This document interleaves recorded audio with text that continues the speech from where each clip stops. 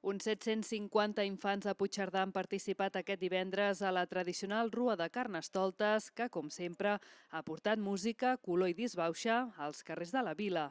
Enguany les disfresses han estat ben variades. Els alumnes de l'Escola Badruna s'han convertit per una estona en cocodrils, pingüins, conills, zebres o girafes, mentre que els de l'Escola Alfons I han optat per representar el món del circ, amb mims, mags, arlequins, pallassos o domadors.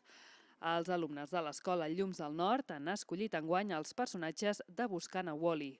La majoria de centres han optat per elaborar-se la seva pròpia disfressa. Després de recórrer els carrers més cèntrics, la rua ha finalitzat a la plaça de l'Ajuntament, on el rei Carnestoltes ha llegit el pregó de la festa des del balcó del consistori. Us vinc a dir una cosa, deixeu l'avorriment fora. Tots junts ens disfressem i de mal rotllo passem. Fora el mal humor de dins. Rieu, gaudiu i feu juguesca. Avui, veïnes i veïns, farem de Puigcerdà una gran gresca.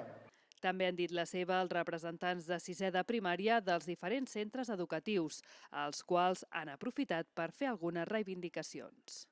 Fora deures, fora exàmens, poseu-vos les màscares i veieu amb ganes.